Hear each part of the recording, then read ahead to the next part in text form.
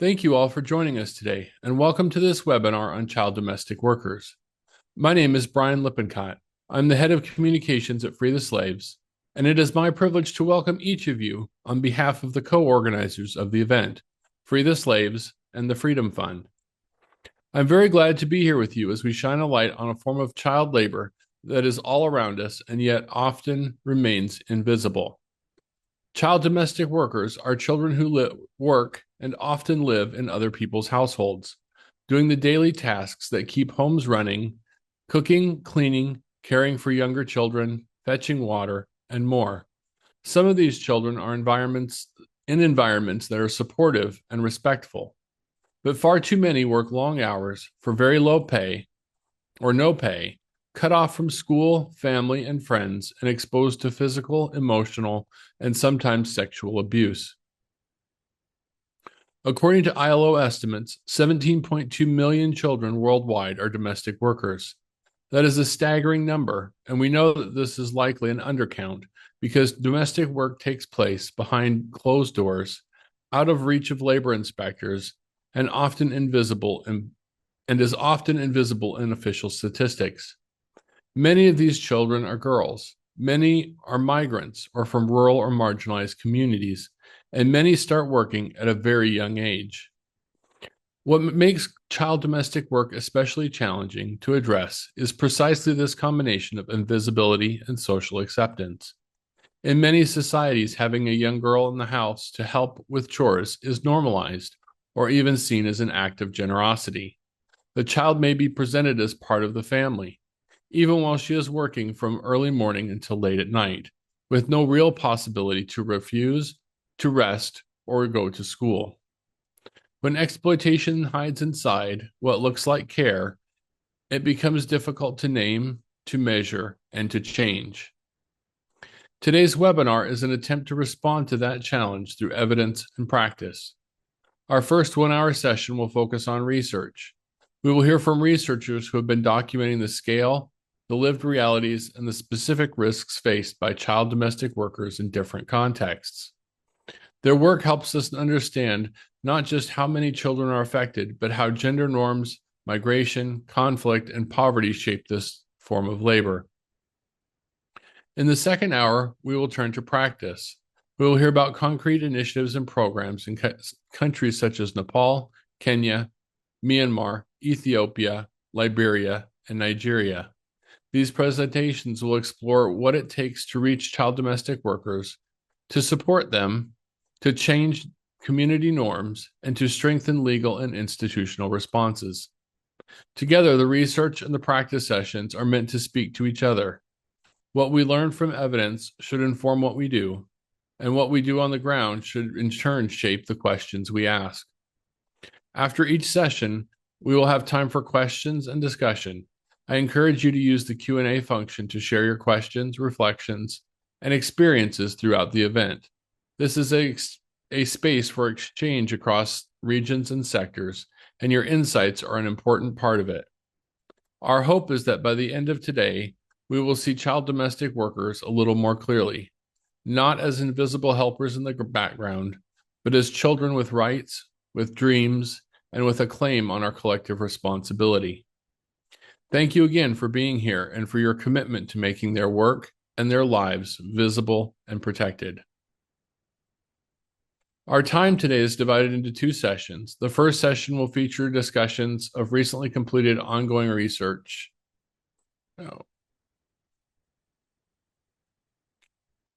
We have an exceptional panel of presenters today. I'll introduce them briefly now and then allow them to introduce themselves in detail during their presentations. Dr. Annabelle Ariklar is a social scientist with the Population Council and is a leading expert on child marriage and child domestic work. Thierry Jha is a social epidemiologist specializing in violence prevention at the London School of Hygiene and Tropical Medicine. Dr. Marta Furlan is the Senior Program Manager for Research at Free the Slaves. Her expertise is in human rights protection and armed groups in civil conflict.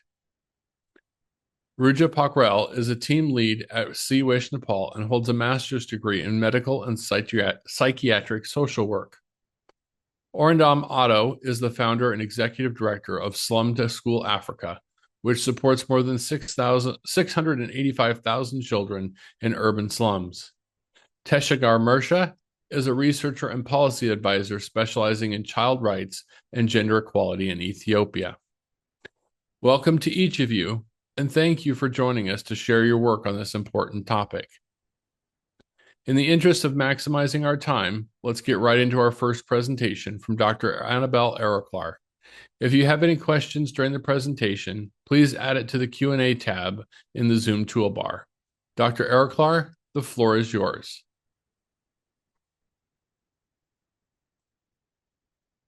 It is the most common form of child labor for girls. And as Brian also said, over the last decade, there has been an acceleration of studies around child domestic work. So as he said, they normally originate from poor backgrounds. They're often rural urban migrants subjected to long working hours and poor living conditions. And it's partly because of that social isolation that they experience that they are very, very vulnerable to abuse, exploitation, and violence at the hands of a range of people, including employers, the employer's children, other family members, brokers, and acquaintances in the community. At the same time, I think we've had few studies that are really large-scale studies of child domestic workers, and also even fewer have been able to try and estimate the extent of human trafficking or forced child labor in the context of child domestic work. So I'm going to address that and how we did that with our research in Ethiopia. But before I do, I'll just share, so just to remind people about the definitions of human trafficking, which occurs when a trafficker uses force, fraud, or coercion to compel another person to work or engage in a commercial sex act. And also forced labor encompasses the range of activities involved when a person uses force, fraud, or coercion to exploit the labor or services for another. So the research that I'm drawing upon for this presentation is a study that we did. This was a partnership with Freedom Fund and the U.S. Department of State Program to End Modern Slavery. And this was a large-scale, rigorous survey of over 2,700 child domestic workers in hotspot areas of Addis Ababa. This survey included two main groups of child domestic workers. Those who self-identify as child domestic workers, in other words, they came to the city, they knew they wanted to get a job as child domestic workers. And then the other is the somewhat more vague or ambiguous category of child domestic workers, also that Brian mentioned. And these are those that will live with extended family members or in fostering relationships. And if you look at the number of hours of work that they do, they are effectively a child domestic worker, even if it's cloaked in a familial relationship or a fostering type of relationship. I should also note for this survey, we did include respondents up to the age of 18. And this is because we do have significant age heaping when reporting one's age. People will often report themselves as 18, even when they're 15, 16, and 17. And this is due to pressure from the employer, pressure from the brokers, and also what the girls prefer to do themselves. For this presentation, I'm drawing only on the self-identified domestic workers simply because we didn't ask all the questions of those who were in fostering relationships. So in order to measure human trafficking and forced child labor, we use this resource, which is the Prevalence Reduction Innovation Forum. This is PRIF, who have come up with indicators for forced child labor. And the PRIF Forum is a partnership between the University of Georgia and the US State Department. And within this group of experts, what they did is they come up with a range of indicators to indicate human trafficking and forced child labor that ranged from within recruitment, employment practices, degrading conditions, and so forth. And then they classified these indicators as being a severe indicator, a strong indicator, and a medium indicator. And then their recommendation is once you've measured those indicators in your surveys, that you use this algorithm at the right-hand side of your slide to determine whether human trafficking is present. So if one severe indicator of human trafficking was present, or two strong indicators of human trafficking is present, or one strong and three medium indicators of human trafficking, that would reflect in the data that that respondent was a victim of forced child labor or human trafficking and human trafficking. So I want to show you our measurement of some of the indicators in our child domestic worker study in Addis Ababa, categorized by how the PRIF forum categorized them, whether severe, strong, or medium. And so this is the prevalence of the different indicators we measured. We didn't measure them all because the survey would have been too long, and plus we tailored our indicators to the realities of Ethiopia. Some of them were just not generally relevant for Ethiopia. So as you can see, in the medium indicators, a lot of them were, near universal. So 96% of the child domestic workers reported that in reporting of their hours of work, they were made to work beyond the legal limits. 73% said they had no contract, and 72% said that they were subject to constant surveillance in the workplace. Strong indicators were also very common. So nearly half of the girls said they are made to be available day and night. 30% of the girls said they had their pay withheld or deducted, and a quarter of the girls said that the employer exerted control over their personal life. I should also say we had strong indications that there was underreporting of violence, including sexual violence, which I will talk about in my next slide. So when we measured these indicators and then calculated using that algorithm I showed you in the last slide, we found that fully 59% of our self-identified child domestic workers measured as being in forced child labor and in human trafficking. So that is nearly 2/3. That is a substantial number of child domestic workers. And as large as that estimate is, unfortunately, we still think it's an underestimate.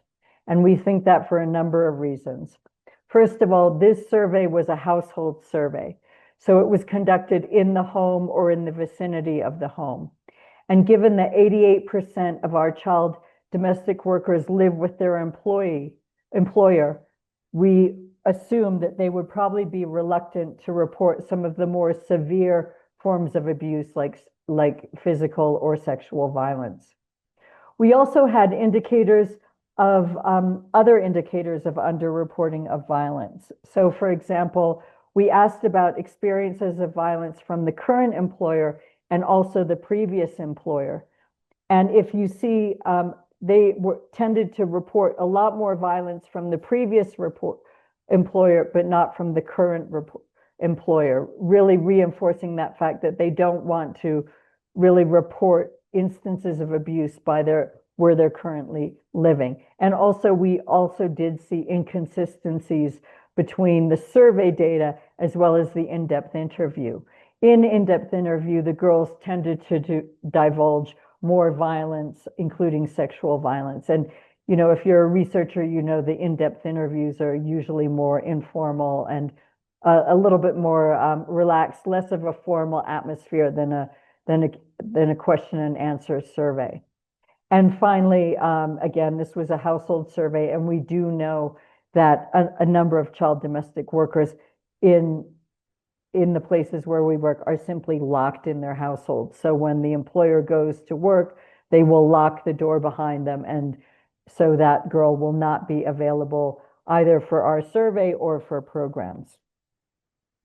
So given this relatively high prevalence of human trafficking child domestic work, I just wanted to draw on some of our previous studies. This is over a range of studies we've done, mainly in Ethiopia over the past, say, 15 to 20 years. So and just to underscore that a lot of the girls will only report the sexual abuse once they have distance from it. This first quote is from a commercial sex worker, and she's thinking back to when she was 9 years old. She says, from the age of 9, I was working in Gondar for 3 years as a domestic worker. The employer's son raped me repeatedly, but God protected me and I did not get pregnant and nothing else happened to me. And this really underscores that, especially among domestic workers that are sexually abused, that's often a slippery slope to sex work. And that's really been reflected in some of the studies we've done in both Ethiopia and Tanzania. And this other broker who we interviewed said, domestic workers don't talk about being sexually abused. Due to their culture, the probability of them keeping it secret is high. One major source of abuse is abuse from job placement brokers who typically will be hanging around the bus station or the points of arrival from the rural area, and they'll be there to offer their services to place girls in domestic work. Oftentimes because the girl doesn't know the urban area, she doesn't have friends, she doesn't have a support system, they also take advantage of her. And so this one broker who we interviewed said, so if brokers get good-looking girls, they never let them go. They take them to their home first and taste them. That's what they call it. That this is common. And so effectively, this broker will get a girl who he finds good-looking, say, I'll find you a job, but maybe I'll find it tomorrow. I'll find you a place to sleep, and then I'll take you to the employer in a day's time or 2 days' time. And he tastes them, as they say in the broker world. And this quote says it is common. Well, it is common because we find that quote from a number of brokers reporting the same thing. The other kind of context, common context where you find these trafficking conditions is when the families have placed the girl in this fostering arrangement in the urban area with someone they know. Oftentimes, when the girl is placed in a family in the urban area, the pay will be sent directly to her family and she won't see any of it. That is not the case here, though. Here, the employer took advantage of miscommunication. So in this interview, the child domestic worker says, when I came, I was told by my father I would be paid. My father said the employer would be paying me and I would also be learning, meaning she would be sent to school. So I should work obediently. And the interviewer said, so your father also thought you would be getting paid? And the respondent says, yes. I asked the employer to let me speak with my father if he wasn't going to pay me and that I wanted to leave. But he wouldn't let me call and I didn't have a phone. So essentially, this respondent was being held hostage by this employer in conditions of non-payment in virtual slavery. So just to wrap up, we learned that there is a significant amount of what we measured as human trafficking and forced child labor in child domestic work. In terms of implications for programs, I think we do have to address the social norms and attitudes around child domestic work. As Brian said in the beginning, it's often viewed as an act of charity. They're doing a girl a favor when they move her from a rural area to the urban area. There's also an attitude of just being eminently available for everything, especially when she lives in the house. She's available day or night for work. And recent research we've done in Kenya, Tanzania, and Uganda is showing that a lot of people consider her sexually available as well. I think that based on the significant numbers of girls who measure as being trafficked, we need to integrate messages on child domestic work into our human trafficking initiatives. I had the opportunity on Friday, I'm here in Ethiopia, I had the opportunity on Friday to visit a hotline for human trafficking that is being implemented and is just about 6 months old in the country. And when we asked the hotline operators, what are some of the main cases that you get reported to this hotline, they said almost, the majority or near majority were domestic workers. So that's really an opportunity for our programs to be able to identify and address these cases of abuse. And finally, I think we all know we need to strengthen our laws, policies, awareness of those laws, and implementation of those laws and policies related to child labor, child domestic work, and human trafficking. Thank you so much.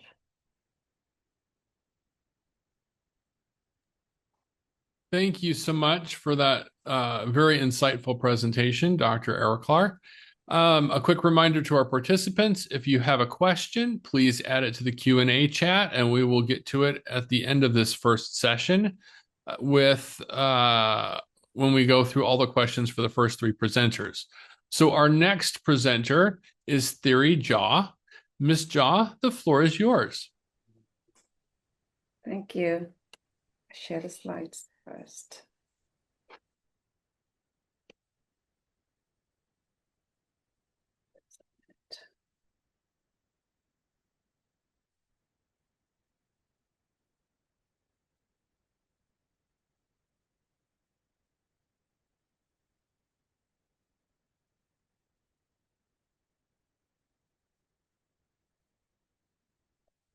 Can you see my screen?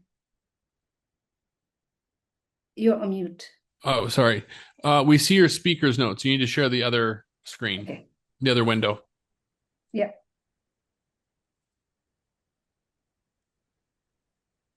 There we go. Perfect. Thank you.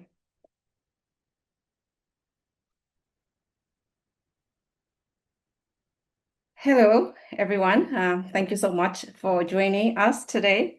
My name is Thierry Jha. I'm a PhD candidate at the London School of Hygiene and Tropical Medicine, working with the Gender Violence and Health Center. This presentation, Child Domestic Work Pathway to Harm and Benefit, is part of a wider research project with my supervisors and collaborators, Dr. Magna Raghunathan, Professor Kathy Zimmerman, and Dr. Benjamin Hagnan. Our work is funded by the Milby Foundation. I'm very pleased to be sharing these findings in this live webinar co-hosted by Free the Slaves and the Freedom Fund. I'll be talking about how child domestic work can create both serious risk and, in some cases, opportunities for children and what that means for policy and practice. So I'll skip the background because we have already listened to background from our previous speaker. So the overall aim of this study is to unpack how child domestic work is a set of dimensions and not just a single dimension. We try to measure different dimensions of child domestic workers' working and living conditions, and then see how combinations of these conditions are necessary or sufficient to produce both either harmful or, in some cases, more beneficial forms of child domestic work. So we asked three key questions. First, what are the different dimensions of child domestic workers' working conditions? Things like hours, pay, treatment in the household, and opportunities for school contact with family. And second, how do child domestic workers themselves perceive these different dimensions and how they affect their health and well-being, physically, emotionally, and socially? And third, which specific combinations of conditions tend to lead to harmful situations, and which combinations are present when child domestic work arrangements feel more protective or beneficial. So this helps us move from just saying child domestic work is bad or child domestic work can help to identifying what exactly needs to change in practice. This work draws on two linked studies in Myanmar and Liberia. So first, in Myanmar, we conducted 33 in-depth interviews with former child domestic workers aged 13 to 21. We explored their pathway into domestic work and family separation, and what their working and living conditions look like, and the abusive situations that they experience, and how all of this affected their well-being and coping strategies. This gives us a rich narrative account in the girls and young women in their own words. Second, in Liberia, we use qualitative comparative analysis with a large survey of 1,088 child domestic workers aged 12 to 17 years old. So this was a cross-sectional data set collected by NOG at the University of Chicago and the Freedom Fund. So the QCA, we use QCA as well because it allows us to look at how it's a methodology to look at how different combinations of conditions, for example, workload or their age, schooling, treatment in the household come together and then to produce more harmful or more protective situations for child domestic workers. One of the strongest themes from our findings, especially from Myanmar, was family. So most of the girls enter child domestic work because of family, so to support parents or siblings, and often moved far away from home to do so. So in the employer's home, they are workers without rights. So they do long hours of housework, care work, but they are not recognized as workers with proper pay, rest, and protection. At the same time, they are treated as if they are like family, but not quite family. So they live in the household, but they don't receive the care, affection, and protection that other children in the family receive. So there is always a constant imbalance that reminds them that their needs come second.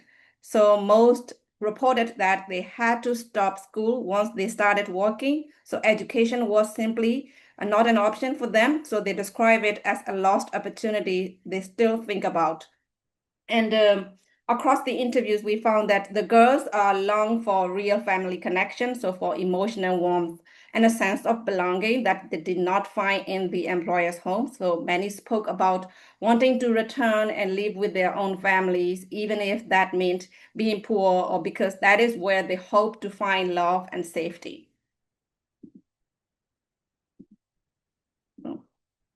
Okay.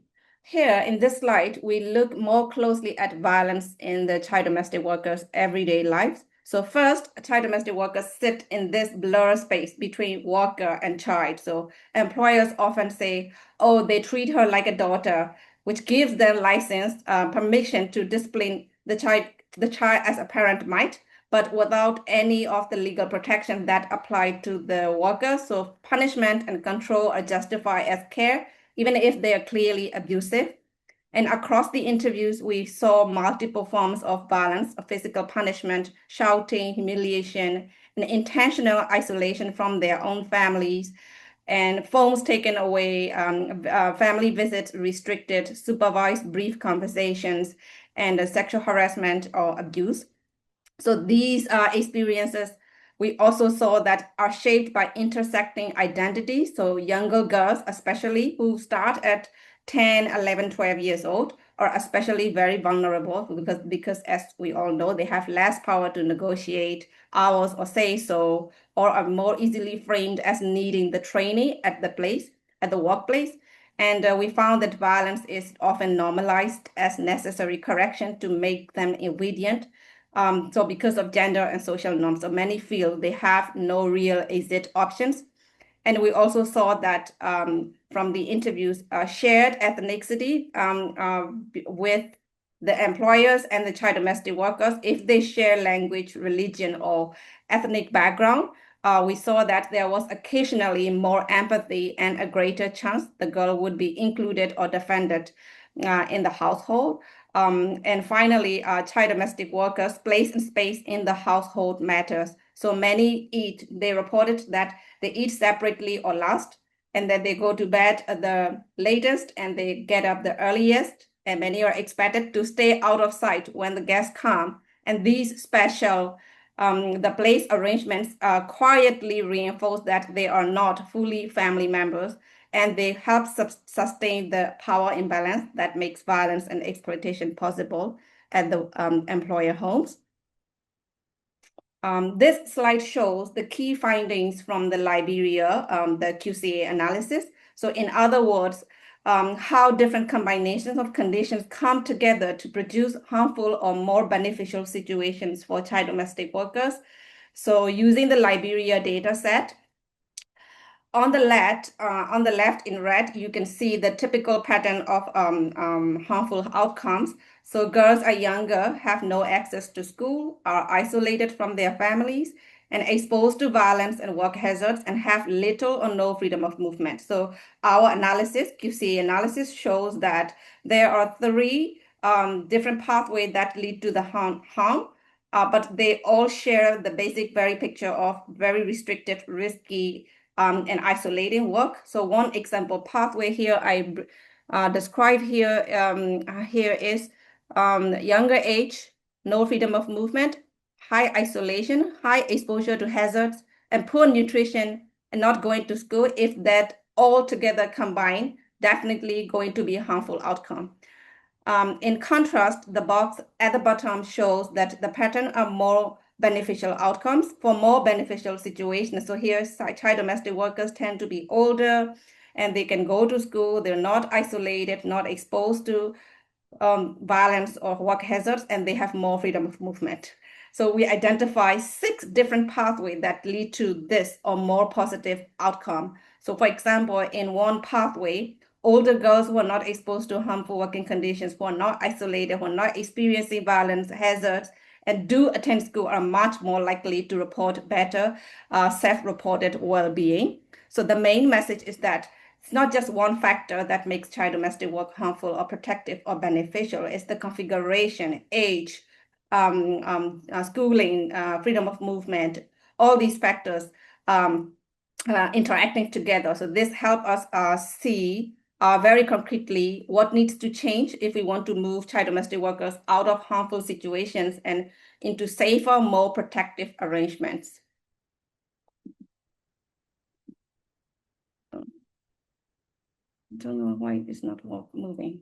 Okay, so to wrap up, this work shows that QCA is a useful tool studying well-being outcome of child domestic workers, because this helps us move beyond simple risk factor models and look at how multiple combinations of conditions combine to shape child domestic workers' well-being in complex child labor arrangements. So together in Myanmar and Liberia studies give us this conceptual framework linking working conditions, family relationships, children well-being. So it let us trace how things like isolation, schooling, violence, freedom of movement, and family contact come together to produce either very harmful or more beneficial situations. So to finish, I want to highlight that some implications for policy and practice. So first, we need to recognize child domestic workers as right holders, as we all agree. That means making sure labor laws and child protection laws explicitly cover hidden children in domestic work, so they're no longer invisible and treated as informal workers. Second, if child domestic work continues, there should be minimum conditions for less harmful arrangements, such as access to schooling, reasonable working hours, proper rest, freedom of movement, and safe ways to protect, and regular contact with families. So without these basics, I think the risk of harm is extremely high. So third, programs have to work with both families and employers. So that could be facilitation for fair working arrangements and support for safe visits home for the parents. And finally, we need to improve measurement and visibility. So better survey tools and monitoring systems essential to actually count child domestic workers, so understand their working conditions and document the hidden forms of violence and exploitation. Thank you so much for listening and your attention to child domestic workers' lives. I want to thank Free the Slaves and Freedom Fund for co-hosting this webinar, and the Milby Foundation for supporting this research, and of course, my research team. Thank you so much again, and I will stop here. Thank you so much for that excellent presentation, Ms. Jha. And again, I just want to remind our audience to add your questions into the Q&A tab, and we will make sure that we can address those.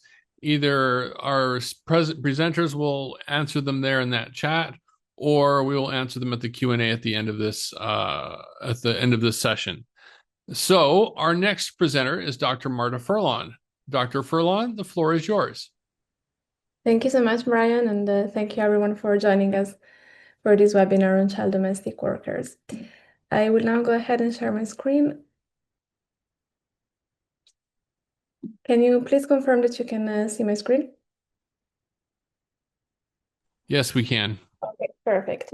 So I'm going to talk today about a recent research that we did on child domestic workers in Nepal, and it was a joint effort by Free the Slaves and Sea Wish Nepal. We wanted to study the reality of child domestic workers in Nepal, and the reason why we were very interested in these issues is that Nepal, as many of you probably know, is a pathfinder country within Alliance 8.7, meaning that the government of Nepal is committed to do more, do better, do faster to address the issue of child labor, among other issues. However, much of the discourse on child labor in Nepal in recent years has focused on child labor in the brick kiln sector, in agriculture, in the adult entertainment sector, because these are the places where child labor is most visible, so easier to see, easier to monitor, easier to address. While child domestic workers remain very much at the margin of this discourse, even though we know by our work on the ground that it remains an important issue. So we wanted to do a research that could bring back the issue of child domestic workers to the discourse and make sure that child domestic workers are not forgotten as the country commits to doing more to address child labor. Specifically, the objectives of our research were to document the pathways that see children entering domestic work, understand the different drivers behind this recruitment and how they intersect and possibly reinforce each other, and finally understand the experiences of child domestic workers. So what is their day-to-day life look like? When it comes to the methodology, we did interviews with 20 children who are either currently employed as domestic workers or who were recently employed as domestic workers in the Kathmandu area. We also conducted 2 full-day participatory workshops with an additional 10 children who are currently still working as domestic workers. And we did a half-day focus group discussion with the 5 employers. Now, 5 employers is certainly not a big number, but everyone who works or worked in the past on the issue of child domestic workers will know how hard it is to engage with this group. So the fact that we were able to even have this focus group discussion was a pretty considerable success for us, and one that allowed us to access some evidence, some findings that was not found in previous research on this topic. And finally, we also did interviews with 10 topical experts from school teachers, NGO workers, and government representatives. And in the interest of time, I'm not going into depth in the methodology, but if someone has any question on this, I'm very happy to talk more about this in the Q&A session. This is a picture from one of the workshops that we did with the children. So I would now present the main findings, grouping them in major themes. So when we look at the recruitment process, the key actors are family actors, both like close family and the extended family, so parents, uncles, older siblings, especially those that already work in the capital city, and grandparents. And interestingly, there can be different dynamics at play, meaning that in some cases, when we spoke with the children, in some cases, the family members were the ones that initiated the recruitment process because they were unable to take care of the child or unwilling to take care of the child, depending. They were the ones looking for an employment opportunity for the child. In other cases, the family members were reached by an employer, by an intermediary with an opportunity, with an offer of a job in someone's house in Kathmandu as a domestic worker, and they accepted it. So employers and intermediaries were also key actors, and it's interesting to see how they work. They were very much able to mobilize their network made of relatives or friends to reach the children. So there is a network that we can picture goes from Kathmandu, from the urban area of the capital city, to the remote rural villages where these children come from. And employers, for instance, if they are looking for a domestic worker, they will start to spread the word. They will be talking with the people who are already working in their house or people that are working in a relative's house, letting them know they're looking for a child domestic work, and this mobilizes through word of mouth this very wide network. Interestingly, though, what our research also found, and this is something that we couldn't document in previous studies on this topic, is that children do also play an active part. This is interesting because oftentimes when we talk about child labor, not only in the domestic sector, but in general, we have a tendency to see children as the passive subjects of someone else's decision. And while that is often the case, it is not always the full story. So what we saw in this specific circumstance and context is that children did play an active part in the recruitment process, either because they were the ones pursuing an employment opportunity, and we will see the reasons why in a moment, or because they were nonetheless part of the decision-making process. They were involved by the other family members in deciding whether to take a certain opportunity that had emerged and go to Kathmandu and work as domestic workers in someone's house.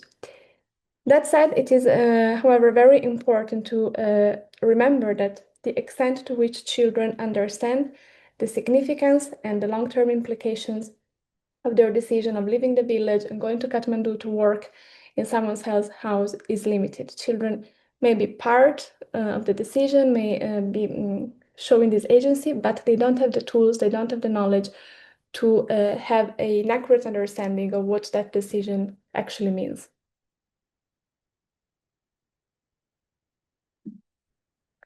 Now, when it comes to the main drivers, seemingly to what was observed in other contexts, common push factors are the lack of sufficient education in the village, either because there are no schools, the closest school may be a couple of hours away, or there are schools, but the quality of education offered there is quite poor, either because teachers are not going to the school every day, or because the material available, the equipment available is of low quality.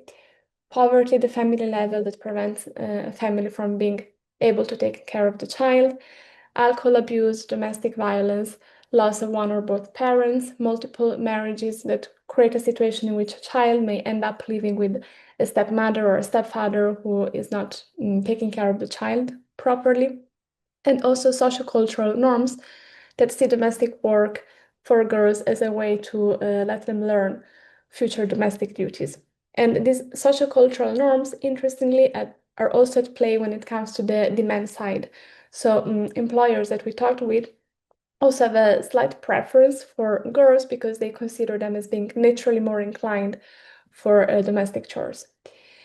When it comes to the pull factor, the major pull factor is associated with the appeal of city life. So the fact that city in Kathmandu looks very appealing because of the many opportunities that children believe it will open to them, both immediately in terms of being able to access a better education and in the long term as offering better employment opportunities. Even though then talking with the children, many of them shared with us that the expectations that they had at the beginning when they were still in the village and thinking about what life in Kathmandu would look like actually then clashed with reality, and not all of their expectations were met. And importantly also, child domestic workers are associated with higher social status. So we see many families in the urban areas of Kathmandu having a certain status, wanting to have a child domestic worker in the house. Now, when it comes to school access, here we have some interesting findings to share, because one of the most important improvements that took place in the past decade in the life of child domestic workers was the fact that most of them are now enrolled in public school, which is certainly an improvement worth noting. However, to understand exactly what that means and what the day-to-day life of these children looks like, we have to look a bit beyond that. First thing is that these children are exclusively enrolled in public school, and this marks an important difference with the children of the employers who are exclusively enrolled in private school, where the standards of education is higher and fees are also higher, of course. More important than that, though, we have to understand that child domestic workers may be enrolled in school, but often they are late for school because in the morning there are many domestic chores that they need to complete and they cannot leave the house until they finish them. Also, occasionally they may need to skip classes to go back and work. A child was telling us about having to skip regularly the last class of the day to go and pick up the children of the employer from the school where they are. Also, once the school is over and they go back home, they cannot sit at the table and do their homework, study. they have to do a series of domestic chores in the house, and studies the thing that they can do only late in the night when everything else in the house has been completed. And also something that children repeatedly shared with us during the workshop is that they don't get decent school supplies. So they don't have a decent uniform, but also decent school materials. And finally, they are prevented from their employers in taking part in any extracurricular activity. And in a moment, I will return to this point. Another major theme that emerged in our research is that of isolation and loneliness. So we said that the children, oftentimes because of the responsibilities that they have in the house, are late for school, and unfortunately, many teachers scold them for being late, scold them for not having finished the homework. They don't always try to understand what is the situation that these children are facing in the house, why they weren't able to come on time or study the lessons properly. So teachers don't always offer to these children a space where they can talk about their situations. And this is an important barrier also when it comes to identification of cases of concerns. Furthermore, these children find themselves in a situation of isolation that is exacerbated by the fact that most of them don't have close friendships. And this is because employers prevent child domestic workers from visiting friends in their house, from inviting friends over, from spending leisure time outside the house. Right after the school is over, they have to come back to the house to work. And as I said before, they cannot engage in any activity that goes beyond the strict school day. Also, this isolation, this loneliness is even worse if we think that many child domestic workers have only a very sporadic contact with their families. They cannot call back home whenever they want. If they want to use the phone, they have to ask the permission of the employers, who typically will want to be present when the call takes place, as a way of also controlling the kind of information that the children are sharing back home. And when it comes to physical visits, in the best scenarios, children would be allowed to visit their parents or their families back in the village once a year during the major holiday season. And some children Marta, that we spoke with, yes, 1 minute. perfect. Even some children that we spoke with, even less than that. Here another picture. And when it comes to work responsibilities, the days of these children, as in many other contexts, as emerged in the research that were shared before, are long and intense. They do any kind of a domestic chore inside the house, including hazardous tasks that are not appropriate to their age, to their development stage. And interestingly, our research also found that child domestic workers are not limited to work inside the house. They may also be required to help the employer in some business that the employer may have, for instance, a store, cleaning the store, carrying the merchandise, attending to customers, and so on, which of course makes the days of these children even longer and more tiring. And in exchange for all these, children do not receive any payment. This is a picture from one of the activities that we did with the children. So in conclusion, in Nepal, children are brought from rural villages to the capital city as domestic workers, and once in the city, they find themselves living in difficult conditions that prevent them from enjoying their fundamental rights as children, and that prevents them from realizing their full potential. So we are arguing for bringing back the issue of child domestic work to the discourse on child labor in Nepal. I will stop here. Thank you, Marta and Dr. Furlan. Again, I'll remind everyone, if you have questions, please add them to the chat. We already have some excellent questions in the chat. Some of them, I think we may want to move to the practice session because I think they may be more relevant to the practice session, but we'll get into those in just a second.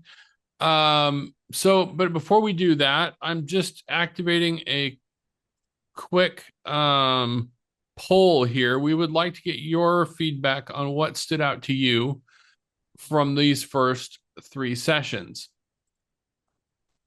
So there's 3 questions to this poll. The first one is use one word to describe a key takeaway from the session research session. The second question is one key thing you learned in this session. And then the third is what do you think should be researched next? So I'm going to leave those questions, the poll running while we do the Q&A. You can share your feedback in that poll with us, and then we will hopefully be able to use that to tailor further research, webinars, and different things that we can do as a community to address this issue.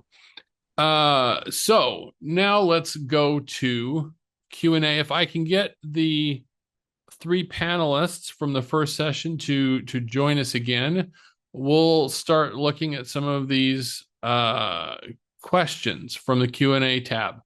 Let me look here.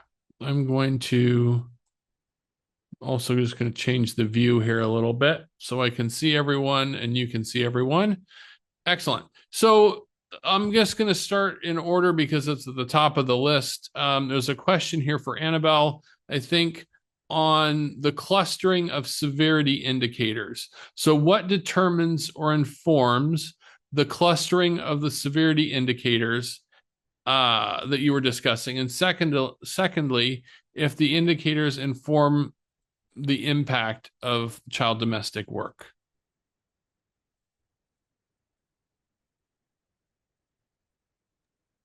So these indicators were put together by this panel. It's the Prevalence Reduction Innovation Forum. And this panel was led by University of Georgia and included U.S. State Department Program to End Modern Slavery. It also had as like a working group of experts in human trafficking. So the actual design of the indicators and the assignment of severity was actually put together through a long process, and I'm sure, through a lot of debate by this forum, the Prevalence Reduction Innovation Forum. So I'm not sure of their procedure, but I know that this took some time and, there was quite a bit of debate and input on the severity of the indicators. Thank you. Excellent. So the next question, I think, is probably most relevant to Annabelle and Theory. Could you please talk more about your sampling techniques and recruitment strategies? Also, how did you access these children for these prevalence studies? How, if employers are predators, did they allow you to talk to the children? Theory, do you want to go first? And then I can go. Oh, okay. Because this for this research, so two separate studies but linked. So first in Myanmar, because this is the qualitative study, and also the context at this time was pretty sensitive because of the political situation at that time. And also, in addition to that, the sensitivity nature of child domestic work, especially because the girls don't want to disclose their status as child domestic workers. So it was difficult for us to directly go and ask if child domestic work, if they are child domestic workers. So we approached to local organizations, child protection organizations who are working in child protection areas in different regions and study sites that we are interested. So we approached them. And so via the organizations, we recruited the participants. And then from then on, we try to use the snowball technique and then asking them if they know a person who work for domestic sector, they work in the domestic sector. But the one limitation we faced is that because we recruited through the child protection organization, so most of the experience that they faced are very much towards negative. So that's the limitation that we had for the qualitative research. For Liberia, because I did not take part in the survey instrument, so I could not say much about it, but there is a survey report available from Liberia. So I'll share the link here so you will see the sampling strategies in the report. Thank you. Annabelle. Thank you so much. So for the Ethiopia survey, as I say, it was a large-scale rigorous survey. We employed sort of standard rigorous sampling techniques. similar to like the DHS, if you're familiar with the DHS. So first, what we did is we demarcated the geographical areas in Addis upon consultation with government and like Freedom Fund and their partners. We demarcated the areas where they thought there were high concentrations of child domestic workers. We then did a household listing. So we went to every single household in those demarcated areas and we listed the household. Based on the household listing, we have an eligibility, inclusion, and exclusion criteria, and we selected at random the respondent that then we would, sampled the respondent at random based on the eligibility criteria, and then approached the household for interview. Once the data was collected, we then adjusted for unequal, we weighted the data for unequal probabilities of selection. So it was a kind of a standard rigorous survey methodology. In terms of how did we access these children, I think, our survey teams do go along with community guides, and those community guides are often well known in the communities. So when we're trying to locate the respondent for interview, we have a community guide who's often associated with local leadership, like a Kabeli leader, local administrative leader. And they'll help to kind of break the ice within the community. They'll help to justify why the research is important. So we actually have very high response rates in using the community guides. They are not there for the interview, but they'll only help break the ice at the household level. And we always get the permission of the employer before we actually get the informed consent or assent of the child. I hope that answers your question, but we do generally get pretty high response rates, even for child domestic workers. Excellent. Thank you both so much for those answers. We are running tight on time, so we're going to deal with one more question here, and then I'll ask our panelists to kind of look into the Q&A tab and answer some of the remaining questions via text, if possible. Our last question before we move on to the second half of the webinar is, could you elaborate on ethics issues? Did you consent guardians of the children? How did you approach this matter? So I think this is probably relevant for all three of you, but I'm going to start with Dr. Furlan, and then we'll go around with this question. Marta? Yeah, thank you, Brian, and thank you, Engi Sawa, for the question. That's a very important question. And of course, when doing research with vulnerable populations and even more so children, ethical considerations have to be taken into account very seriously. And that's why we built a very strict ethical protocol at the beginning. And in our report, you will see at the end of the report, there is an entire appendix devoted to the ethical considerations and the methodology. But to give make a few points here, we did collect informed consent from the children themselves and from the guardians. In the specific case of the group of children that we worked with in Nepal, guardians meant either the school principals, if we were dealing with the child domestic workers who are enrolled in school and regularly attending school, or in the case of children who are no longer working as domestic workers, the consent was given by the psychosocial counselor that has been working with them. And after collecting consent from the guardians, from these responsible adults, we collected consent from the children themselves to make sure that they wanted and to take part in the research. So we prepared a different information sheet, consent form that was presenting the information about the research in a friendly way, in an accessible format. And we gave, of course, opportunities to the children to ask any kind of question that they wanted to ask before consenting to move forward with the research. And a couple of words on how we identified the children. Some of them were identified by Sewish, our partner in this research, who has been working extensively with child domestic workers, providing different social services to them. And Ms. Ruja Pokrel will talk about it in a moment. In the next session of this webinar, a few other children were identified through school principals that were supportive of our research and helped us to connect with the child domestic workers. And finally, another group of children was brought to us, was connected to us by a former child domestic worker who then in his school created a support group for child domestic workers and has been active as a young leader. And as I said, in the appendix of our report, you can find many more details about the ethical procedures and how we approached all these critical questions throughout the research.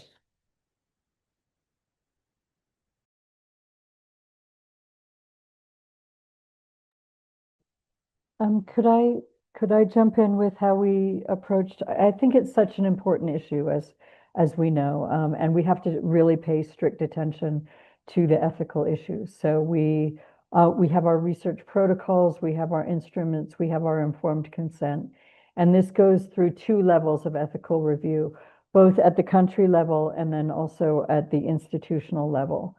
And so one thing that over the years of doing many surveys that included child domestic workers, we have found that we do need to at least inform the employer that this is being done, because if the employer is at work and an interview takes place that the employer is not aware of, it's a risk to the child. So we always get the permission, not the consent from the employer, because they are not the guardian, but we do get the permission from the employer to do the interview. In Ethiopia, for underage respondents, for child domestic workers, they are considered emancipated minors, so they can give their own consent. And, we have, as Marta described, we have a long consent form where they're free not to answer any question that makes them feel uncomfortable, or they can stop the interview at any time, or, or even withdraw their data after the interview if they don't want their data to be included in the study. The other thing that we do is if there are signs of upset during the interview, we have counselors who are already prepared to provide counseling, and we will arrange that counseling for the child if they want at a time of their choosing. We'll take them there, it will be over the phone. It's whatever they choose and would like to do. So there are a number of things that we go through, and we're very strict about the ethical aspects of the research. Thank you.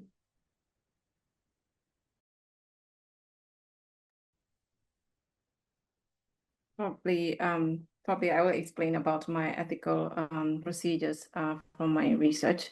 So for the qualitative component, so we received ethical approval from London School of Hygiene and Tropical Medicine, and then London School of Tropical Medicine requires us to have a local ethics review committee, which was challenging for us because at that time the political situation and the political climate didn't allow us to communicate directly with the government. So we established local ethics review committee with people and experts who have been working in child protection issues in Myanmar for many years. So the committee involved three local ethics review committee who look at ethical procedures to conduct research in Myanmar. So we adhere to also all the ethical advice given by the local ethics review committee, such as informed consent. So when we approach the informed consent, the consent of the children because we interviewed the former child domestic workers, so some of them are already over 18, and also some of them were under 18. So for the children who are under 18, we get the assent, and also received consent from the parents. And if their parents or guardians are not around, we ask permission from local child protection organization who are giving services to them. So that we also consider all the aspects of important ethical considerations that needed to be undertaken for the children. And also because our research has the violence component, so we also take fully consideration for violence and sensitive nature of the topic. So, for example, we had a sheet of active local service providers list in case they need the support. And we also have as standard operating procedures for how to handle distress during the interview. So that was we thought that was the most important procedure for interviewing with the children. So yeah, I think we all and have a complete picture of what it looked like for the ethical consideration. Thank you so much for this important question. Thank you so much for all of those answers. And I think, yes, ethics is a huge part of this and really important to discuss. So thank you for clarifying all of that. For those of you who haven't been following the chat, Dr. Furlong just put the Free the Slaves website research with CWISH, links to the reports in the chat. And I'll encourage our other panelists, if you have publications that you'd like to share, put those in the chat as well. And then when we send out the information for the webinar at the end of after the webinar to the email list from the work group, we will send those out as resources as well so people can access those. So thank you again for that. Given that we are tight on time, I'm going to move right into our session on practice. And our first presenter on practice is Ms. Ruja Pakrel from CUish, Nepal. Ms. Pakrel, the floor is yours. Thank you so much. Is my screen visible? Yes, it is. Okay, good evening, everyone. I am Ruza Pokhrel, team leader of Children, Women in Social Service and Human Rights. So, first of all, I'd like to thank Freedom Fund and Free the Slaves for organizing this important webinar. And today I'll be sharing CV's experience in working to protect and empower child domestic workers in Nepal, our programming approach, our achievements, and the way forward. So moving up to the introduction of our organization was established in 1993 as a national level non-governmental organization focusing on advocating for child rights, equality, and social justice. We basically work at the intersection of protection, education, and empowerment, particularly for marginalized children and women. The major thematic areas of our organization are child protection, because major chunk of our work is focused on the protection of children. Second, we have education and participation of children. Third, we work on the area of family empowerment, and climate justice is the newest area that we are currently working on. So I'd like to skip to this part because the context of child domestic workers in Nepal has already been shared by Dr. Martha in her in the previous session.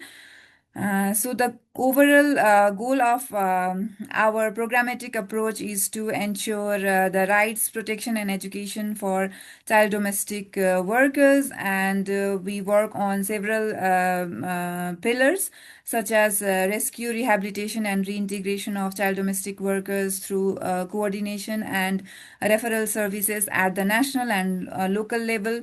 We also focus on education and re-enrollment of out-of-school children. We do conduct policy advocacy and lobby efforts with the government based on evidences that we collect through research. Then we have capacity building trainings for duty bearers, such as local government leaders, teachers, community actors, as well as right holders. We also focus on participation of children, as we empower them to raise their voices at the school level, at the local level, and at the community level. And we are also focusing on community engagement and community sensitization programs. Our model is quite holistic as we are trying to address the issue of child domestic labor from individual to family level to community and the system level.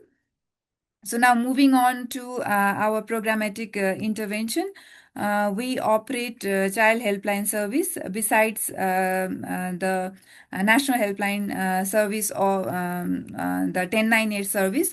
We have our own helpline number, that is 1666001 1440000.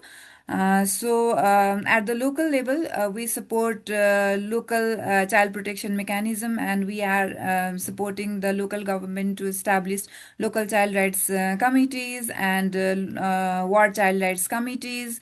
We are also providing training to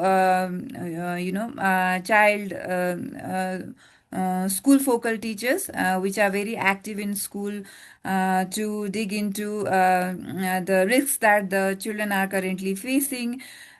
We also work with municipal child rights committees, and we also provide them support to address the cases of child domestic workers. As many child domestic workers are, dropping the school, we are supporting in breezing their classes, and we also provide scholarship to the needy children that are at the verge of dropping out of the school just because of lack of education materials. And we also provide psychosocial support for the rescued children so that we can directly support in the healing of the children. So now, moving on to the best practices that we have been doing over the years.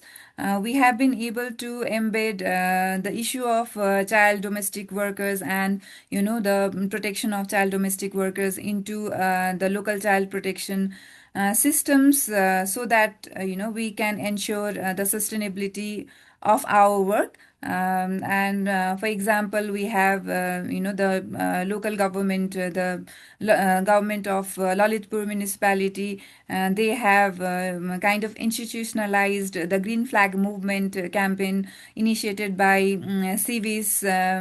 And the program called children with local government has also been institutionalized by many local government. We are also promoting child-led advocacy, as now children themselves can articulate about their priorities, and we have also institutionalized a child advisory board at our organization level, as well as now the different local governments have now initiated different child club networks at the local level. We have also been, partnering with the local governments for sustaining the changes that we are bringing in the sector of child labor, basically providing immediate support to child domestic workers. And positive parenting sessions have also been very effective to shift the employers and parental attitudes towards child domestic workers. The effective media engagement to bring visibility to often hidden issue of child domestic worker has also been a very effective practice by civis to bring about issues of child domestic workers. So through these approaches, this has helped normalize discussions around child domestic workers and build accountability of the stakeholders that we are working with. So now, moving on to the achievements of our organization. So far, we have already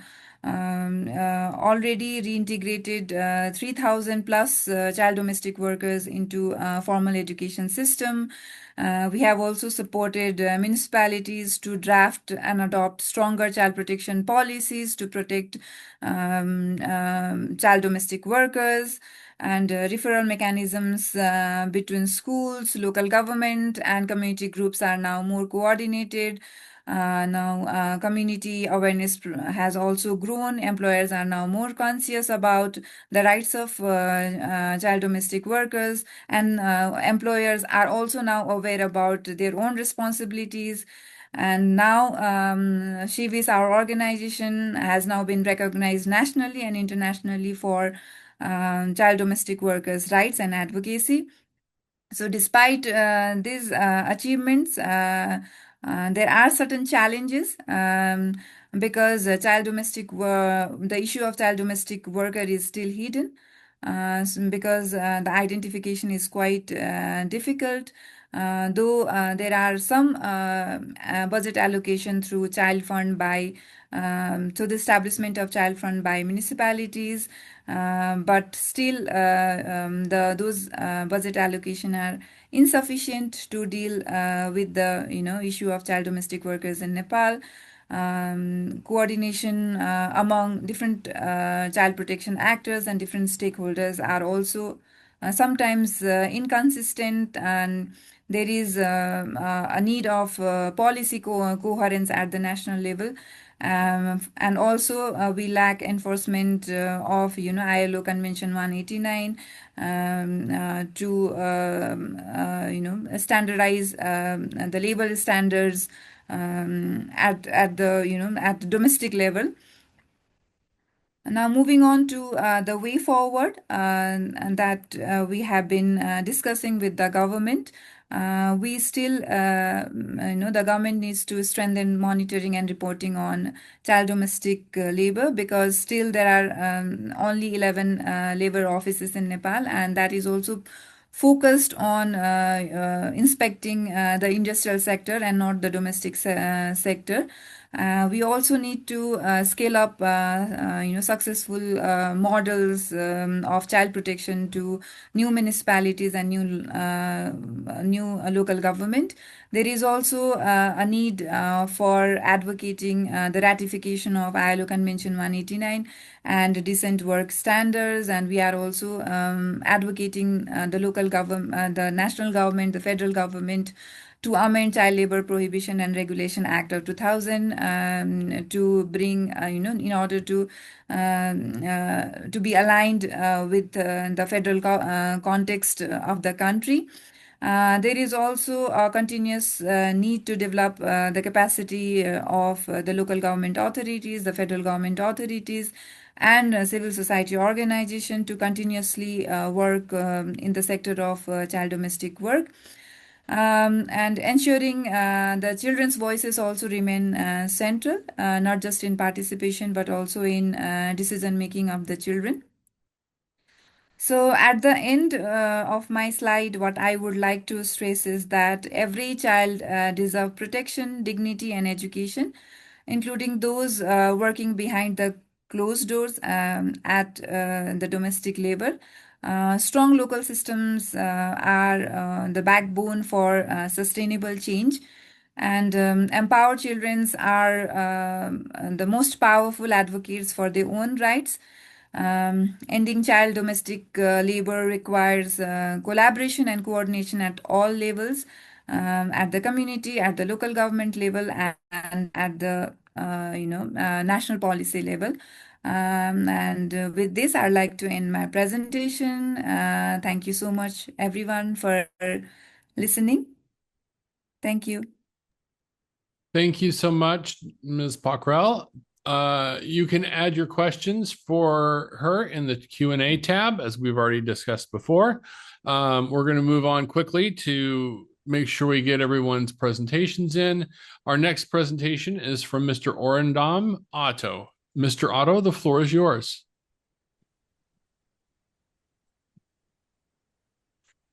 Okay, can you hear me? Yes, we can. Okay, great. My name is Orendam Otto, and I'm really excited to be here. Thanks to the Freedom Fund and the entire team that has put this program together. I am the executive director and founder of Slum to School Africa, and this is one of the the very important projects that we have been very proud to be part of in the year 2025.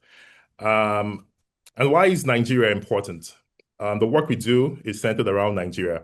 And just to create context and give a picture of why this is important, Nigeria today stands as the 7th most populous nation in the world, with over 220 million people. And projections show that by 2050, we're going to be the 3rd most populous nation in the world, 410 million people. Over 70% of this will be young people below the age of 25. And children play a very critical role. Now, when you see a growing population like this with huge population boom, there is one reality that rural to urban migration will be very high, and informal settlements will also increase. And so we've seen an increase in slums and underserved communities across the country, especially in cities like Lagos, which is the epic or the largest urban center in the country. And so what you have on your screen are informal settlements, what we could also refer to as slums, across cities in Lagos State. Now, across these cities, you would find a prevalent rate of child domestic workers. And this is one of the programs that I believe has helped us really dig deeper and unpack some of the complexities that exist in a very, very, like you have said, informal, usually very hidden sector. Now, Sub-Saharan Africa remains the region with the highest number of child domestic workers. If we look at the map, the graph in front of us, we can see that it's pretty much the only region that has continuously had a growth rate over the past 2 to 3 decades. And at the moment, we can see that the continent has, or the sub-region, Sub-Saharan Africa has over 86 million children who are domestic workers in Sub-Saharan Africa. Nigeria plays a very important role. With the largest population, lots of informal settlements, we can see several data that point us to this growing reality. Out of school children has been on a high rise. Today, estimates from various sources show between 15 to 20 million out of school children. And data also tells us that over 15 million of these children under 14 are working across Nigeria. So we have a huge number of out of school children, but also children who are subjected to various forms of labor. And so it brings us to a very important question, that if we don't act now, if there's no critical and urgent step to address this issue, it's going to continuously rise, just as we had seen that the population will keep growing, leading us to over 400 million people by 2050, and that's just about 25 years from now. Now, what are some of the factors? We can see things like household poverty, rural to urban migration, parental separation. These are some of the realities we've seen on the field. Child fostering, orphanhood, low access and awareness to support, but most importantly, poor awareness of what the Child Rights or the Child Right Act proposes and offers. Limited access to quality, affordable education. Out of school children, like we had said, is a very major concern. Even when children get access to schools, there's also a deeper level of what's called education poverty, learning poverty, where children at the age of 10, 12 can't still read and write. And so Slum to School Africa has been working for the past 13 years across over 500 communities around Nigeria, and particularly in Lagos, where we are headquartered, supporting over 715,000 children, providing access to quality health, quality education, and also dealing with issues around child domestic work. We've built schools, we've provided various forms of psychosocial support, technology-driven programs, learning centers, collaborating with government, improving system change, because we believe that sustainability comes when government and community leaders take ownership for the solutions we are advocating and trying to profile. And our mission is to see that those barriers are removed. Safeguarding is enabled for every child, irrespective of where you come from, what your socioeconomic realities are. And we want to build a future where learning is a right and not a privilege. But we don't do this alone. I think this particular project had been I mean, for the past 1 year, we've been working in partnership with various critical stakeholders. Freedom Fund has been very instrumental in funding the project in partnership with the US State Department. But locally, Slum to School has and continuously work with various key stakeholders, and that's what makes the program we are driving very, very sustainable, but also very efficient because various partners are working collaboratively and addressing critical areas. So we have organizations like Devatop, which is focused on creating awareness around human trafficking. Because one of the things we've seen is that children are trafficked locally, right? And because of some, huge level of poverty in several families, some families, and in situations where children are even orphans, families are unable to provide. So children keep transferring, going across borders, going across communities, across states. And so trafficking happens. And this is where organizations like Devatop come in. MRJT works strongly across communities as well, advocating, working with immigration bodies, supporting cases, ensuring that they are fighting against child labor.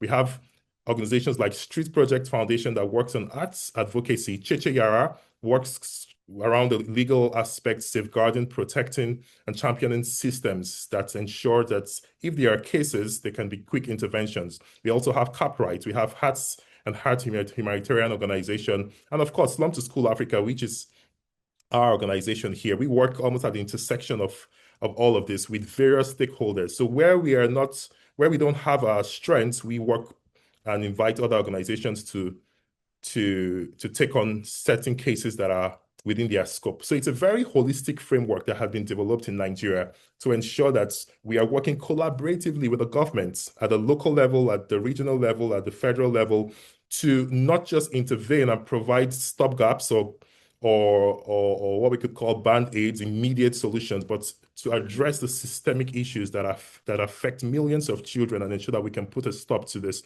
And so this is a very, very efficient methodology that we believe is very sustainable and can address this issue critically. But then at Slum to School, what's our methodology, right? We are very local driven, very community driven. We work across dozens, in fact, hundreds of communities with key community leaders. We have community ambassadors, we have community volunteers, we have community officers who work at the local level. Once a community had been identified, and this is also in partnership with the government, where we get data from government to know areas where there are prevalent rates of prevalent issues around child domestic work. Our community volunteers, who we call ambassadors, understand the community framework. And so they report cases where they have identified child domestic workers in communities. And so once those communities are identified, we have a holistic framework that begins with advocacy and various forms of advocacy, ensuring that community leaders understand the importance of protecting the rights of children. We work with the religious leaders, various religions, irrespective of the community. We work with local leaders, political leaders, parents, market women at various forms at the grassroots. And once advocacy is done and there's ownership of the programs and ownership of our intervention, because we also always want the community to take ownership, we begin profiling. And profiling is where we begin to identify all the children who are potential, because in this case, this is still, in some cases, unverified. So we want to speak to the families. We want to go into the homes. We want to embrace them and make them understand that this is not an opportunity, or this is the intention is not to penalize them, but to collaborate with them and get those vulnerable children enrolled in school, whilst in some form their rights are better protected and they could still live in the homes of who are supposed to be their guardians. So profiling happens, we select, we verify, we have baseline assessments that enable us make all of these decisions. And then once that has been done, we begin the school allocation and school selection. And finally, we enroll these children into school. So this is a picture showing of our community volunteers and ambassadors and program managers in some communities. I mean, we've done this in over 25 different communities over the last 6 months. various forms of town hall meetings, various forms of community engagement sessions, house-to-house sessions, getting community leaders. And this was in one of the pictures we saw at the beginning of the slide, a community called Makoko, where we have currently enrolled over 100 children into school through this program. Now, this is engaging with caregivers and ensuring that the children, once brought into school, can begin to find some level of understanding, getting the caregivers to be involved in the learning of the children, ensuring that they take ownership. And so when we look at the framework, right, we have identification of CDWs, we have school enrollment, we have psychosocial support program, which ensures that we are counseling the children, we are mentoring them, we're having after-school programs. We're also supporting in some way the caregivers, because many times these caregivers do not know better. It could be a form of, I am trying to help my relative's daughter, and this child's an orphan. But while she's with me, she needs to go and hawk. She doesn't need to go to school yet. She needs to spend 2 years working with me. And so we have several forms of counseling, even for caregivers. We also incorporate skill empowerment program for all the children who are unable to get back to school. And we always give them that opportunity to make a decision. And when we find out that it's going to be very complicated to get them into school, we have skill acquisition programs, stakeholder engagements, safeguarding education. This has been a very critical part of our work this year. This is a picture showing children who had just been profiled and enrolled into school, right? At the point of enrollment. This was in a community in Lagos called Badagry.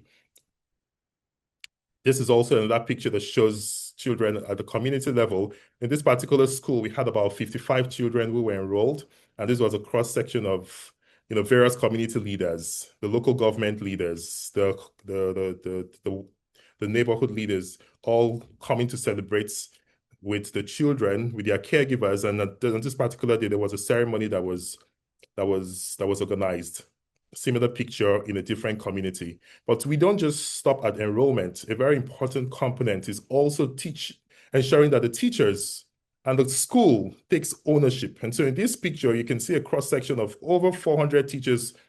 I mean, you can see all of them in the picture, but this was a very important training session for teachers across various local governments, ensuring that they could be custodians and ambassadors and take ownership for protecting the rights of these children once they come into school. And we did this in partnership with almost all the organizations who I had earlier listed. And so a snapshot of what we've been able to achieve in the last 6 months of implementing this particular program in partnership with the Freedom Fund. We've profiled about 1,200 children who are child domestic workers and out of school. We have also profiled about 370. Oradam, sorry, 1 minute. 1 minute, that's fine. We're almost there. But we've been able to enroll about 250 children and get them into school, and about 50 of them for skill acquisition. Now, it shows the gap that exists and the potential for what we could do if this program is not just sustained, but scaled. And that's one of the very important advocacy I want to also share today, that if there's anywhere we need to really intensify our efforts in ensuring that this program is scaled to reach thousands and millions of children, it should be in the sub-Saharan African region, and specifically in Nigeria. I was going to share this story, but I'm happy to send the slides to you of a very practical case that shows the transformation that could happen in communities. And just to go back to the earlier graph, it reminding us of the danger that will be realized if we don't step in and ensure that we can stop child domestic work and exploitation. So thank you very much for listening to this presentation, and we look forward to collaborating with you in scaling and sustaining this project across Nigeria. Thank you. Thank you, Orandam, for that excellent presentation and for all your work with the children there. Our next speaker is Mr. Teshagar Mersha. Mr. Mersha, the floor is yours.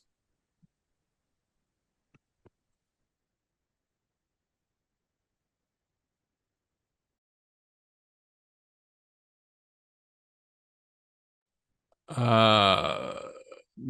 Mersha, are you there?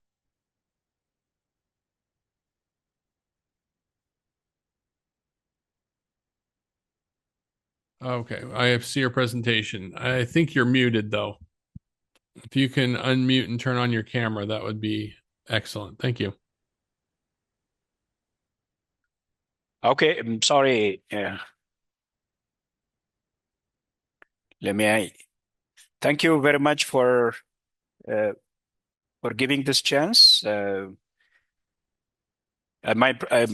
morning, good afternoon, good evening, everyone. Thank you for joining us today. I'm excited to present this finding from the NGAT project. This is a 3-year journey aimed at transforming the lives of child domestic workers in Addis Ababa. Today, we will walk through progress that has been made, the stories that moved us, the challenge that actually we have encountered, and probably if we do have time, we will also see some of the recommendations that we came out from this particular evaluation. To give you just a brief overview of the project, the NGAT project set out a clear, powerful goal. It's to promote safe and dignified living and working conditions for child domestic workers over 3 years. The project worked key subcities, 3 subcities in Addis Ababa, Gulele, Lideta, and Nefas Silk Lafto. Our target groups includes child domestic workers, employers, children of employers, and the key strategy of the project was to change attitudes and behavior, strengthening stakeholders' accountability, and promoting child leaderships and voice. So this project has been implemented by the local, with the support of the local implementers. You know, the owner of the project actually is the Freedom Fund, but it works through these 3 important local partners. And so the evaluation methodology, you know, this is a result of the presentation is about the results of the longitudinal qualitative research to capture the true impact of the work. We used a longitudinal research, which is beginning at the baseline, and we do evaluation at the midline, and then we also get insight from the inline evaluation.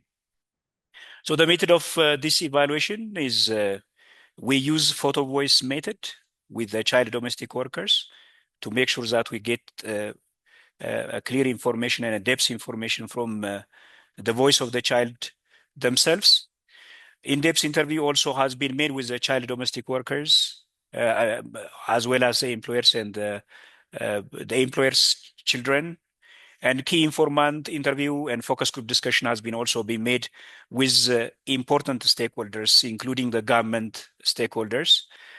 And so we are trying to follow 51 households from the intervention and non-intervention groups through these phases of the evaluation. It begins from the baseline up until to the inline evaluations.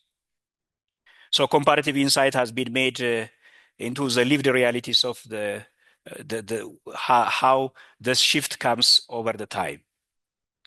Let's begin by explaining to understand the context. It is important to know who these children are. Most child domestic workers are within the age of groups between 13 to 17, coming from the rural areas. More than half of them are working with relatives, often households headed by women into low-income homemakers or vendors. And we also have interviewed employers, employers' children, which are they have a parallel age between with the child domestic workers in the age of 14 to 18 years. One thing that we are trying to see is the living conditions that has been actually intervened through the project. So one of the most significant areas of progress as a result of this project is the living conditions, which is unsafe sleeping arrangements has been dropped dramatically from, we are trying to quantify the change in percentage. So it drops from 67% to 27%.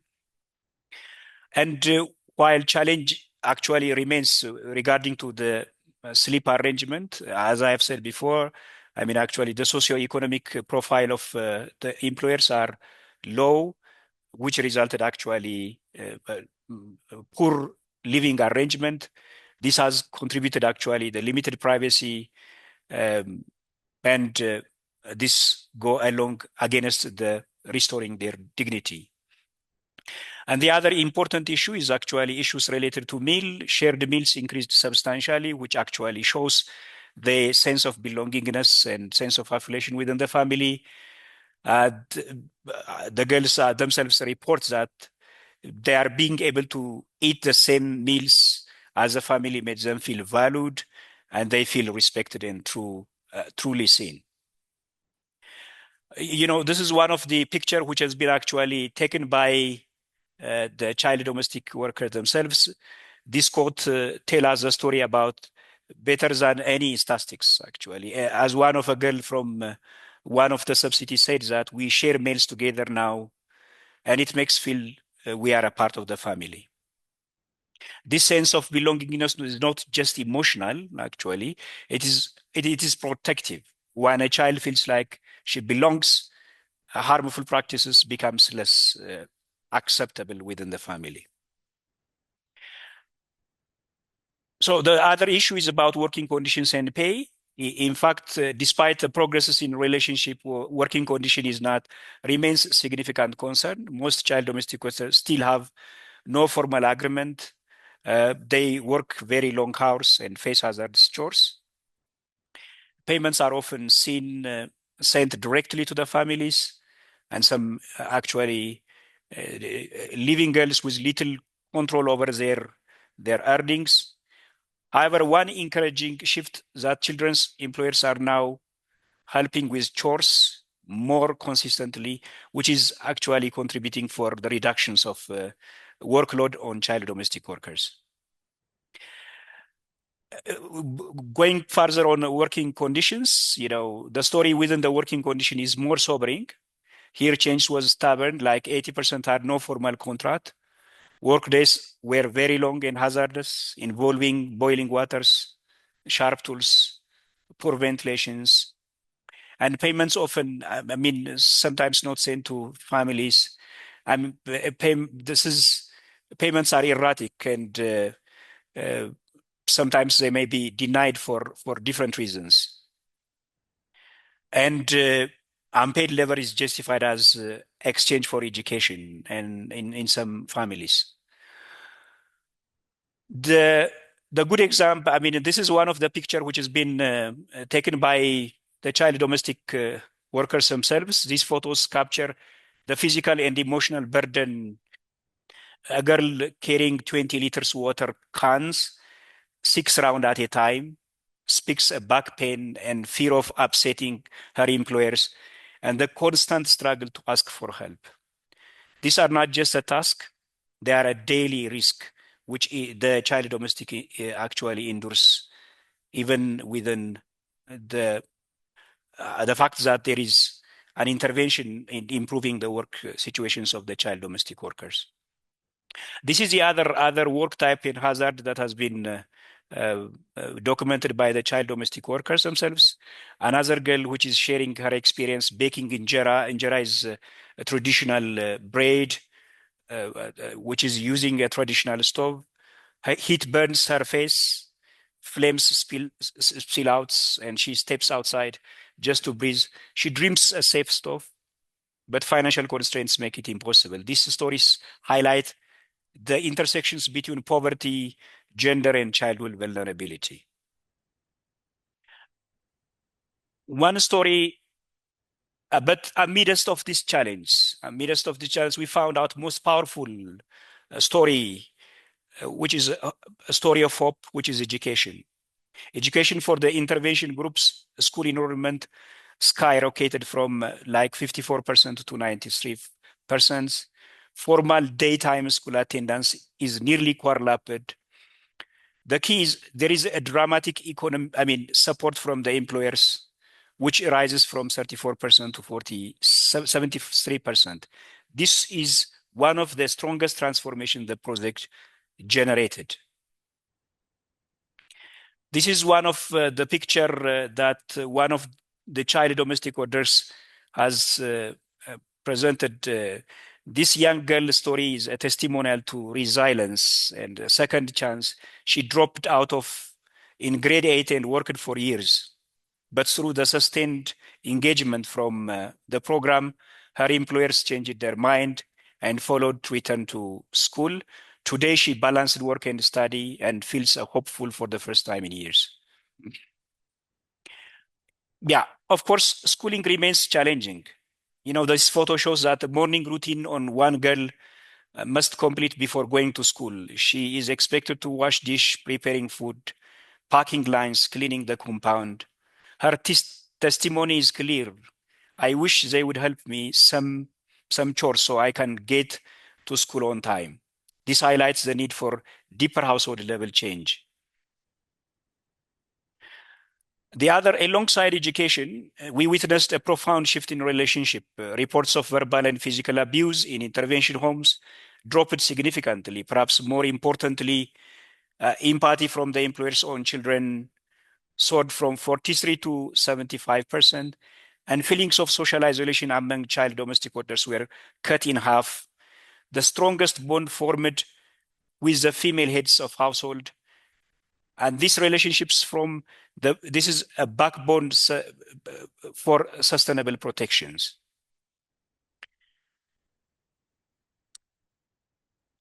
Yeah, communication is an essential issue which has been highlighted by the child domestic workers in their voice. Yes, communication restrictions remains one of the most painful barrier. This girl has not spoken to her family in 3 months because the house phone is locked away. For many child domestic workers, hearing their family voice is a lifetime. I mean, a lifeline. And losing that connection is deeply traumatic. And this is the other issue, which is actually related to about change in attitudes and norms. The beyond household, the project targeted community level change.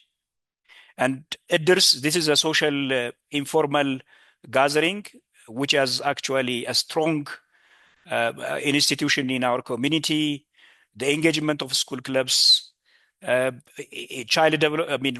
champions are now more aware and more vocal and more active in protecting child domestic workers. Interestingly, employers began describing their girls as like sisters, reflecting a shift from transactional relational care. This is the one of the transformation that the project has gained regarding to changing attitudes and norms. The other institutional change is about Peshagar, one yes. minute. One minute. Sorry. Sorry. Yeah. I move on to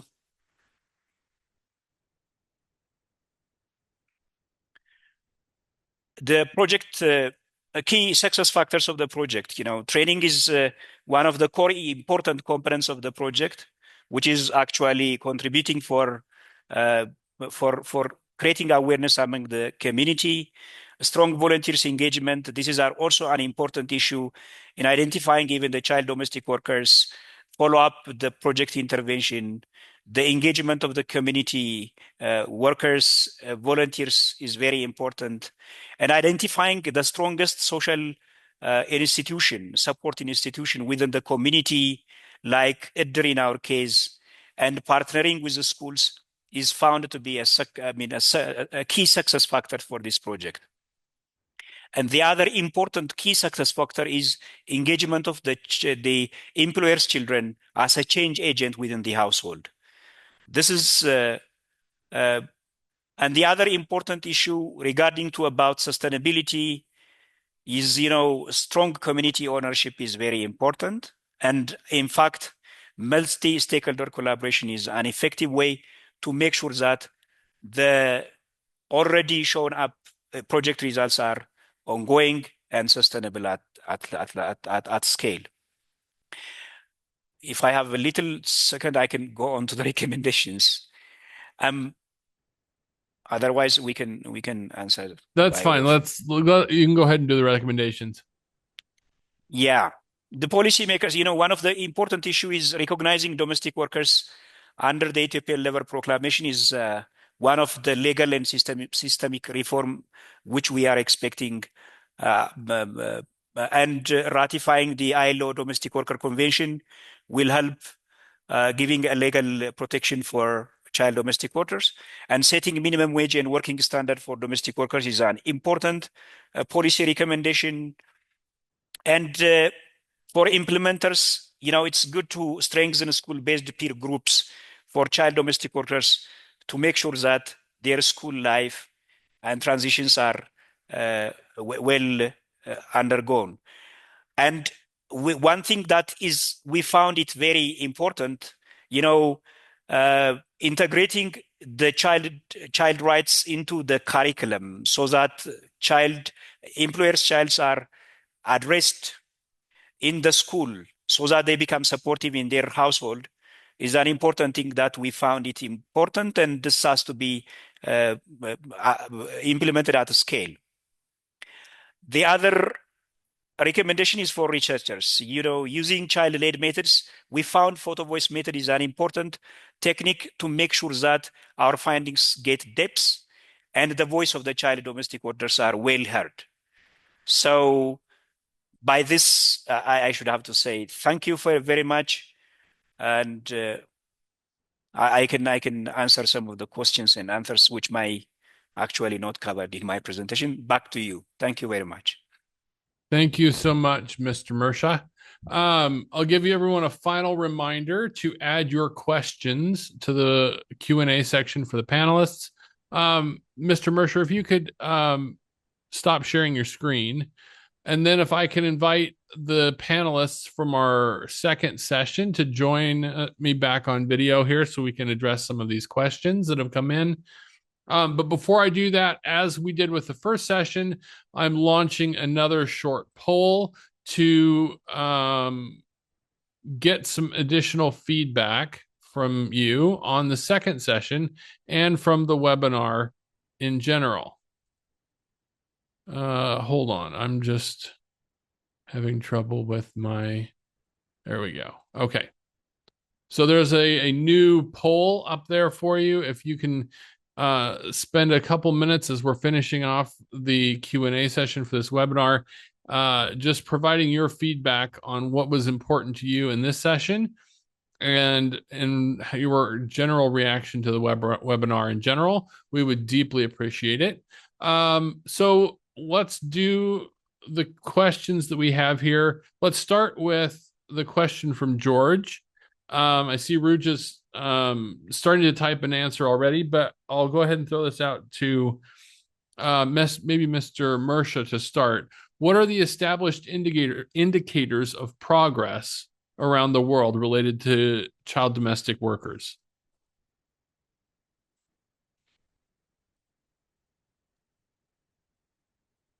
Yeah, actually, indicators regarding to about regarding to living conditions. This is actually related to about the living conditions related to about sleeping arrangement, the nutritional status of the child domestic workers, and issues related to about privacy and their dignity. These are important indicators which are important to measure the living conditions of child domestic workers. Issues of working conditions actually includes work burden, the type of works that they do, to what extent that work is putting them into hazard, and how it's dangerous to their health and psychosocial development. These are important metrics that we need to measure in order to know the situations of workload and work burden. And there are actually issues related to about, child domestic workers are prone for child abuse. In fact, this is related to their power structure. So understanding the power dynamics within the family and their relationship, their position, their role, these are important indicators to measure while we understand child domestic workers as. So this seems to be universal in a way to measure the situations of child domestic workers. But it depends on the context. There are, for the fact that these indicators may be more, more appealing to a specific socioeconomic conditions than others. It may depend on the socio, the geographical locations to which the child domestic workers are located, be it in urban and rural, but the issues, the thematic issues seems to be universal in a way. It measures the situations of the child domestic workers. Thank you so much. Excellent. I'm going to turn to another question, and I'm going to turn this question to Ruja and Orandam. We know that poverty has led some parents to allow their children to work in the homes of the wealthy as domestic servants, where they are considered slaves with no rest or set hours. In this situation, what methods or strategies should we adopt to help these children?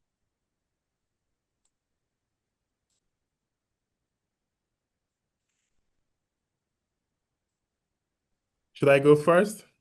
Please. Okay, great.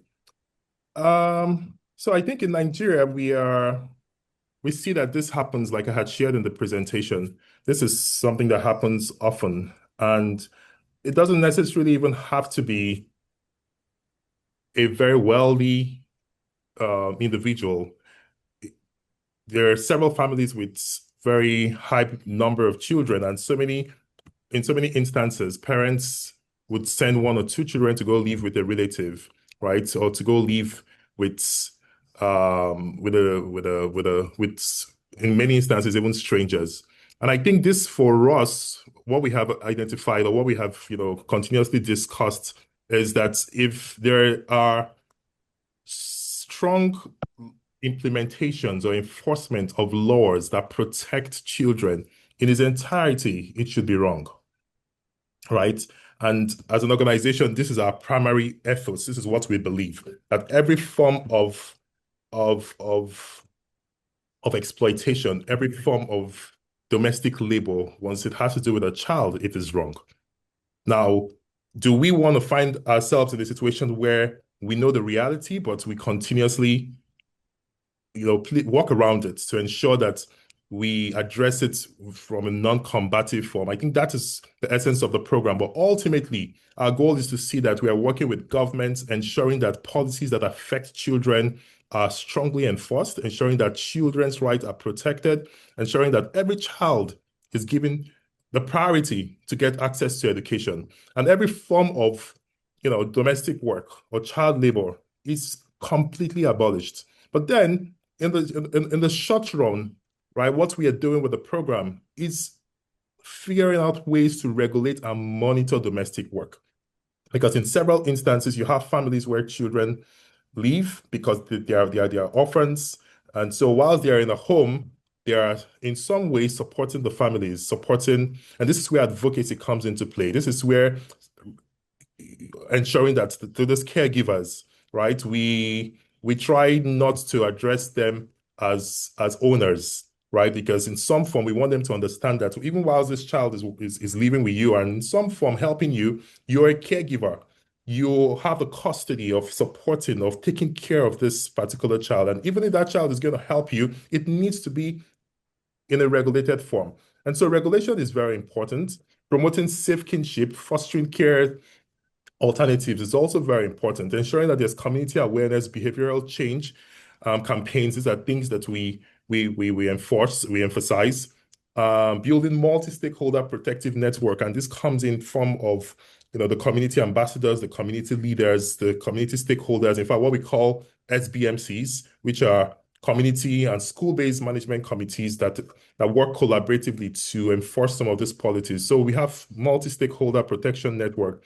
Psychosocial support is also very critical, but most importantly is strengthening legal and policy frameworks. And this is where we believe that if it's holistically addressed, it will be able to address this issue sustainably. Thank you. Thank you. Ruja, would you like to add anything to that? I agree to what he said, and as per our findings from the recent research, also it says that, and the recommendations also says that the family empowerment is needed in order to address the issues of child domestic workers, and basically parental education on the reality of child domestic workers in Kathmandu needs to be all it needs to be informed to the parents, and quality education at the rural areas, so that the children need not migrate to Kathmandu, or the parents need not send their child in the name of education. And like my previous speaker said, that there is a need of strong child protection mechanisms at the local level, so that the issues of child domestic workers are well monitored. So basically, there should be established child protection and monitoring system, child protection mechanisms, so that all the children are protected, and the issues of child domestic workers are also reduced or addressed to some extent. Thank you. Excellent. Thank you so much. So I'm realizing that we are slightly over our 2 hour window, but I think there's one more question that we should address, and I'll open this up to all of the panelists from both sessions. If any of you want to address it, just go ahead and jump in. But the question is, how can we promote awareness about violence against children? What are some strategies that people in the audience can use to raise awareness in their communities or in their countries about this important issue?